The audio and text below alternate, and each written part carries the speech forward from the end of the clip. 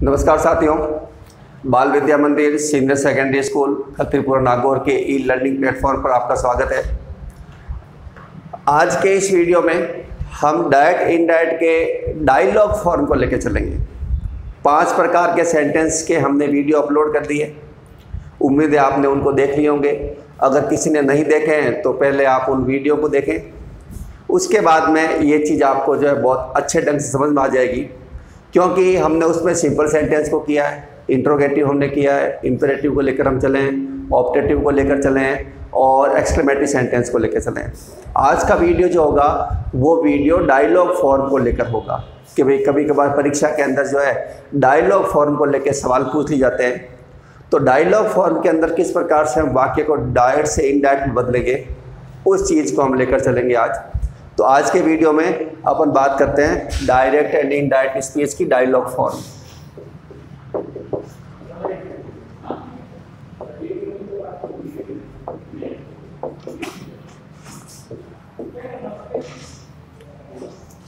Direct and indirect speech dialogue form.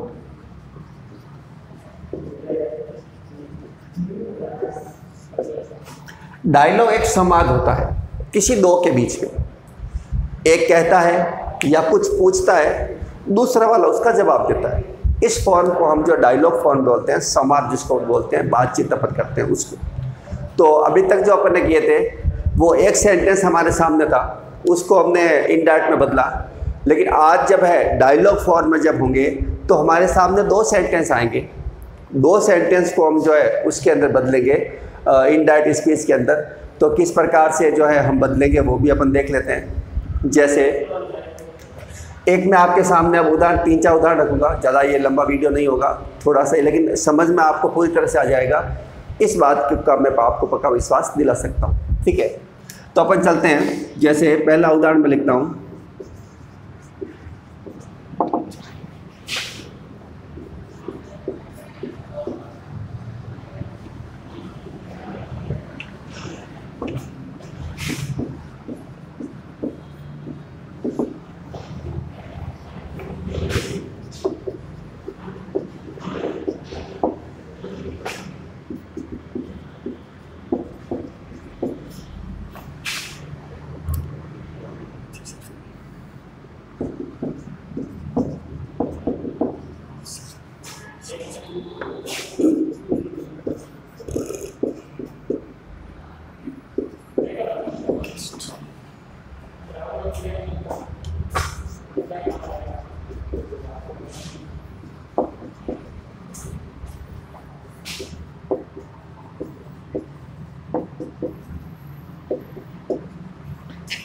इस प्रकार का आपको कहीं वाक्य मिल सकता है।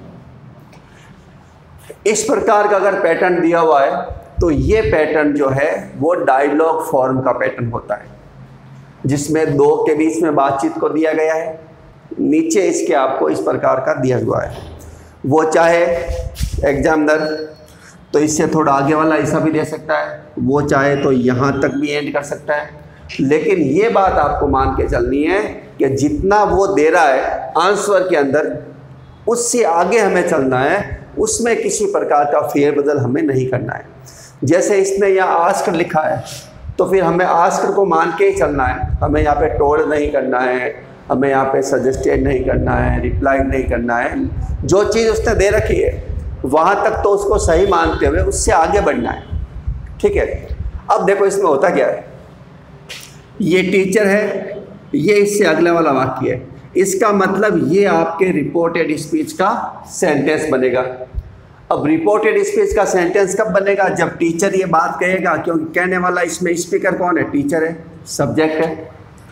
जब स्टूडेंट इस बात की रिप्लाई करेगा, तो जब स्टूडेंट सब्जेक्ट होगा तो ये वाला जो है रिपोर्टेड स्पीच का सेंटेंस बनेगा। इस बात को आप ध्यान रखें कि जैसे सब्जेक्ट इसमें टीचर बन रहा है तो टीचर ये बात कह रहा है, लेकिन जब स्टूडेंट की बारी आएगी तो स्टूडेंट यहाँ पे क्या बनेगा? सब्जेक्ट, और ये बन जाएगा ऑब्जेक्ट, और इसमें ये बन जाएगा ऑब्जेक्ट। ये एक दूसरे कड़ी को समझे। जब टीचर कह रहा है तो ये चीज़ ऑब्जेक्ट में आएगी, और जब ये कह रहा है तो टीचर ऑब्जेक्ट में आएगा, और जब ये वाली बात जो है वो टीचर सब्जेक्ट को लेकर है और ये वाली बात जो है वो स्टूडेंट सब्जेक्ट को लेकर है। शुरुआत में जैसे अपन का टीचर आस्क, इसका मतलब सेंटेंस कौन सा काम आएगा? टीचर बोल रहा है तो ये वाला सेंटेंस लेना है। अब इसने कहते हैं स्टूडेंट रिप्लाइड, तो अपन स्टूडेंट कह रहा है तो इसका मतलब सेंटेंस कौन सा लेना है? ये वाला सेंटेंस अपने को लेना है। इसको अपन कहते हैं करते हैं, देखो यहाँ तक इसने दे दिया। अब हम इससे आगे बढ़ाते हैं, तो आगे बढ़ाते हैं तो सब्जेक्ट आ गया, रिपोर्टिंग वर्ब आ गई, अब ऑब्जेक्ट की आवश्यकता है। अब ऑब्जेक्ट की आवश्यकता कब होती है? जब रिपोर्टेड स्पीच के वाक्य के अंदर कोई सेकंड पर्सन आया हो। सेकंड पर्सन का मतलब यू का ग्रुप। अब देख लीजिए इसमें कहीं यू है क्या? ये रहा। इसका मतलब क्या हुआ? हमें ऑब्जेक्ट को लेना पड़ेगा। जब ये बोल रहा है तो ऑब्जेक्ट कौन सा बन जाएगा? लिसनर, सुनने वाला बनेगा। तो मैं यहां लिख देता हूं द स्टूडेंट, लिख दिया। तो इसका मतलब ये आ गया। अब आगे क्या आएगा? आगे आएगा कनेक्टिव। अब WH के वाक्य में कनेक्टिव कौन सा होता है? तो आपने अगर वीडियो देखा होगा तो आपको मालूम होगा कि जब WH से प्रश्नवाचक होता है तो उसमें कनेक्टिव वही WH का शब्द होता है जिससे वाक्य प्रश्नवाचक बना हुआ है। तो यहाँ WH का शब्द कौन सा है? वाई है।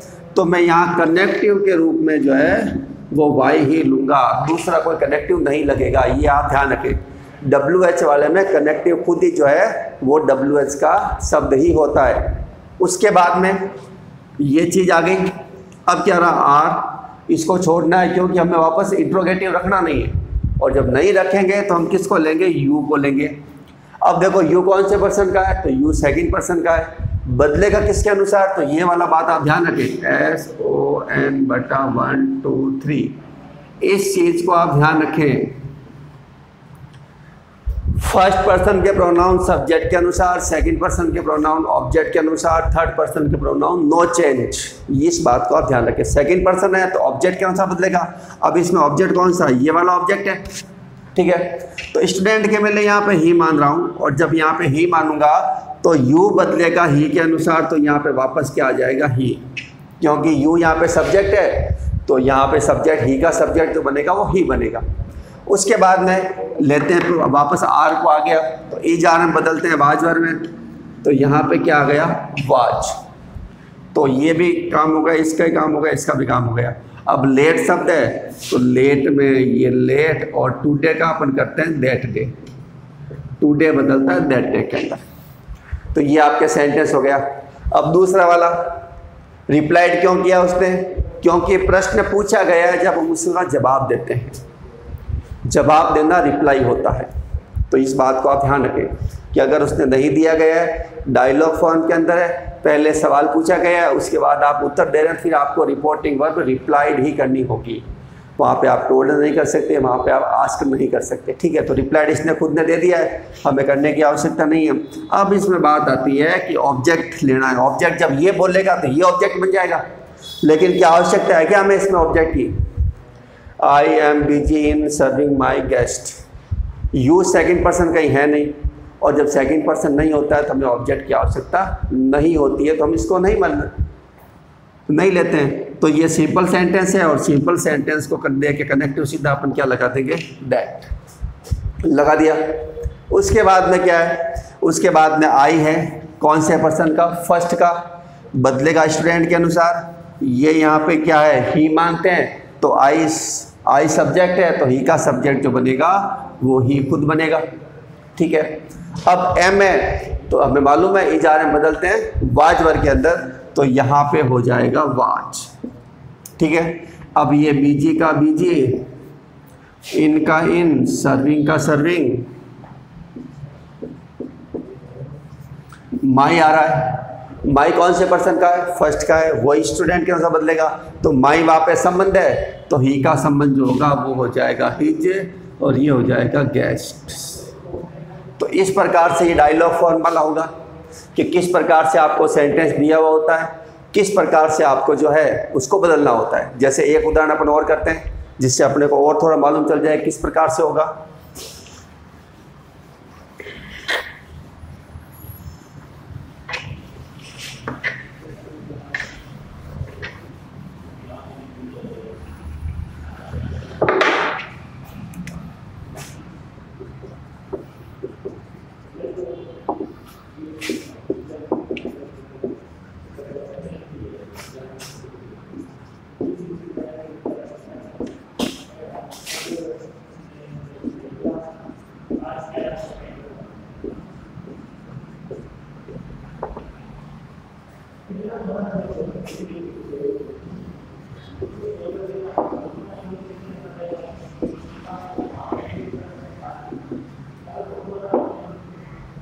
ये फॉर्म भी आ सकता है। इस फॉर्म के अंदर क्या है कि मदर जो है सहायक क्रिया से सहायक क्रिया से प्रश्न बनाया है और उसने यस या नो में इसका उत्तर दिया है। ये भी पैटर्न चलता है कि जब यस होगा तो हमारा जो है किस प्रकार से हम रिपोर्टेड स्पीच के रिपोर्टिंग वर्ब को बदलेंगे, और जब नो होता है तो क्या बदलेंगे। तो ये बात आप ध्यान रखना कि यदि यस या नो से आपका कोई आंसर शुरू होता है और उस वाले भाग को हमें इनडायरेक्ट स्पीच में बदलना होता है तो हम यस को लेके करते हैं replied in positive reporting verb को, और जब नो वाला भाग आता है तो हम करते हैं रिप्लाइड इन नेगेटिव। जब नो होगा तो नेगेटिव हो जाएगा और जब यस होगा तो पॉजिटिव हो जाएगा। इस बात को आप जो है ध्यान रखें। तो यहाँ पर जो है दो दिए हुए हैं, यहाँ पे मैं वापस अगर कोई बना के देगा तो ऐसे कर लिया मैंने, मदर के बाद में खाली जगह छोड़ दिया, आपको निर्माण करना है, और यहाँ पर भी सन लगा दिया और उसके बाद में छोड़ दिया कि भाई आपको इसको पूरा करना है। आप ये डायरेक्ट के स्पीच के मैंने दे दिए, अब आपको इसमें इनडायरेक्ट बदलना है। तो पहले ध्यान रखें, मदर बोल रही है तो ये पूरा पूरा सेंटेंस उसका हो जाएगा, और सन जब जवाब देगा तो ये पूरा पूरा सेंटेंस उसका बन जाएगा। ठीक है, अपन इस भाग को लेकर चलते हैं। अब ये इंट्रोगेटिव सेंटेंस है तो हमें रिपोर्टिंग वर्ब को बदलना पड़ेगा आस्कर के अंदर। बदल दिया। अब ये सब्जेक्ट है तो ये क्या बन जाएगा, ऑब्जेक्ट, और जब ये सब्जेक्ट बनेगा तो ये क्या बन जाएगा, ऑब्जेक्ट। मालूम चल गया होगा आपको इस बात को लेकर। यहाँ पे यू आ रहा है, यू का मतलब सेकंड पर्सन है तो बदलना तो पड़ेगा ऑब्जेक्ट के अनुसार। तो मैं यहाँ मदर आस्क्ड सन या हर सन भी ले सकते हैं, लेकिन सीधा है तो कोई बात नहीं है। तो हमें ऑब्जेक्ट को लेना पड़ा। क्यों लेना पड़ा, क्योंकि यहाँ पे क्या आया हुआ, यू आया हुआ है। अब देखो, जब सहायक क्रिया से प्रश्नवाचक होता है तब हम कनेक्टिव के रूप में इफ या वेदर लगाते हैं। या तो आप इफ लगा सकते हो या वेदर लगा सकते हो। तो मैं यहाँ पे इफ लगा रहा हूँ, लगा दिया मैंने इफ।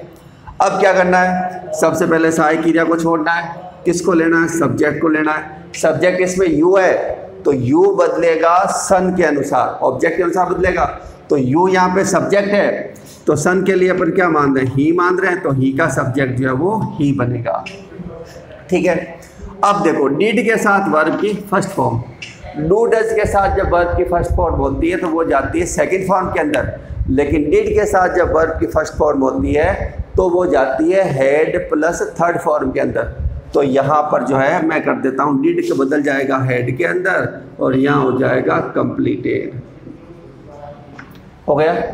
योर फिर आ रहा है, सेकंड पर्सन का है, संबंध है, तब इसके अनुसार बदलेगा। तो इसका संबंध क्या होगा, तो ही का संबंध होता है हिज।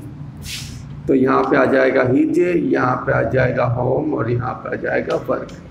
तो इस प्रकार से ये जो है सेंटेंस सॉल्व हो जाएगा। लेकिन जब इसकी बारी आएगी तो हमें ये शब्द वापस काम में नहीं लेना है, और जब नहीं लेना है तो क्या करेंगे, सन रिप्लाइड, जवाब दिया इसने, रिप्लाइड। अब यस है तो इन पॉजिटिव,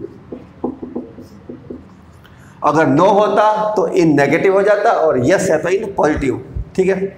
अब इसमें सेकंड पर्सन कहीं है नहीं तो हमें ऑब्जेक्ट की आवश्यकता नहीं है। अब ये चीज़ तो हट गई, इन पॉजिटिव करते हैं। अब पीछे क्या रहा, आई डिड रहा, ये तो सिंपल सेंटेंस है, और जब सिंपल सेंटेंस होगा तो कनेक्टिव क्या लग जाएगा, दैट लगा दिया। अब देखो, आई बदलेगा सन के अनुसार, क्योंकि आई फर्स्ट पर्सन का है, सब्जेक्ट के अनुसार बदलेगा। तो सन के लिए अपन क्या मान रहे हैं, सन के लिए मान रहे हैं ही, तो यहाँ पे आई का हो जाएगा ही, क्योंकि आई वहाँ पे सब्जेक्ट के रूप में और ये ही का सब्जेक्ट जो वो ही होता है। उसके बाद डिड यहाँ पे वर्ब की सेकंड फॉर्म है, डू डज की सेकंड फॉर्म डिड होती है, इसकी थर्ड फॉर्म डन होती है। यहाँ सहायक क्रिया के रूप में नहीं है, सॉरी क्रिया के रूप में। तो यहाँ पे डिड सेकंड फॉर्म है, और जब सेकंड फॉर्म होती है तो वो बदलती है हेड प्लस थर्ड फॉर्म के अंदर। तो यहाँ पे मैं कर देता हूँ हेड डन, और ये सेंटेंस अपना बन गया, son replied in positive that he had done. तो इस प्रकार का फॉर्मेट भी अगर आता है तो आप इस तरीके से उस फॉर्मेट को जो है सॉल्व कर सकते हैं। ये तरीका है फॉर्मेट को सॉल्व करने का जब डायलॉग फॉर्म में होता है। तो उम्मीद है आपको इन दो के माध्यम से जो है इसी प्रकार के सवाल आते हैं अगर डायलॉग फॉर्म के अंदर होता है, कोई बात कही नहीं जाती है, पूछी जाती है। मैंने दोनों तरीके से आपको बता, WH वाला बता दिया और सहायक क्रिया वाला बता दिया। उम्मीद है आपको ये चीज़ पसंद आ गई होगी, समझ में आ गई होगी। तो डायरेक्ट इनडायरेक्ट का मैटर जो है लगभग 10th 11th के लिए अब फिनिश हो चुका है, क्योंकि काफ़ी वीडियो डाल दिए गए इसके 8-9 वीडियो हैं जो डायरेक्ट इनडायरेक्ट फॉर्म को लेकर चले गए थे। अपन सिंपल सेंटेंस को लेकर चले थे, इंट्रोगेटिव को लेकर चले थे, इम्पेरेटिव को लेकर चले थे, ऑप्टेटिव को लेकर चले थे और एक्सक्लेमेट लेकर चलते थे, और ये डायलॉग फॉर्मेट हो गया। तो लगभग ये टॉपिक जो है 9th 10th 11th लेवल तक, या कोई कंपटीशन के एग्ज़ाम की भी आप मान लो तैयारी कर रहे हैं तो वहाँ तक इतना सफिशिएंट है। अगर ये इस प्रकार के सवाल पूछे जाते हैं तो जब हम अगली क्लास लेंगे तो 9th 10th 11th से रिलेटिव कोई एक टॉपिक होगा, उस बात पर हम चर्चा करेंगे ताकि तीनों क्लासों को फ़ायदा मिल जाए। विशेषकर 10th के लिए थोड़ा बेस रहेगा क्योंकि बोर्ड के एग्ज़ाम है। आने वाले समय के अंदर जब भी एग्ज़ाम होंगे तो हम ये चाहते हैं कि उनका कोर्स समय पे पूरा हो, समय पे हम उसका रिवीजन करवा पाएँ और सब कुछ हो पाए, और जो अभी विद्यालय नहीं जा रहे हैं वो उसका पूरा फ़ायदा ले पाएँ। तो ये टॉपिक डायरेक्ट इनडायरेक्ट का आज यही ख़त्म होता है, फिनिश करते हैं हम उसको। और अगली वाली क्लास जब भी होगी तब उसमें जो है अपन किसी एक नए टॉपिक को लेके चलेंगे। क्लोज हो सकता है, पैसिव हो सकती है, टेंस हो सकता है। तो कोविड के जब महामारी बहुत तेज़ी से फैल रही है वर्तमान में, हो सकता है आपके आसपास के इलाकों में कहीं कोविड ने दस्तक दे दी हो। तो अपना ख्याल रखें, अपनों का ख्याल रखें, अति आवश्यक हो तभी घर से बाहर निकलें, ज़रूरत की चीज़ों पर ही ध्यान दें, अनावश्यक खर्चों से बचें और अपने स्वास्थ्य का ख्याल रखें। कई बार जाते हैं तो हाथ धोते रहें और सैनिटाइज़र का अगर आपके पास है तो उसका उपयोग करते रहें बाहर, क्योंकि बाहर जो है साबुन पानी इतना उपलब्ध नहीं हो पाता है। तो अपने साथ आप सैनिटाइज़र को रखिए और कम से कम 2 गज की दूरी बनाए रखें। सोशल डिस्टेंसिंग की आप जितनी पालना करेंगे उतना ही आप जो है अपने आप को, अपने परिवार को और अपने गली मोहल्लों को, यहाँ तक कि अपने पूरे वातावरण को बचाए रखेंगे। तो ठीक है दोस्तों, मिलते हैं अगली क्लास के अंदर एक नए टॉपिक को लेकर। कौन सा होगा उस समय मालूम चलेगा। ठीक है, आज के लिए इतना ही, अगली क्लास मिलेंगे। आज के लिए धन्यवाद दोस्तों।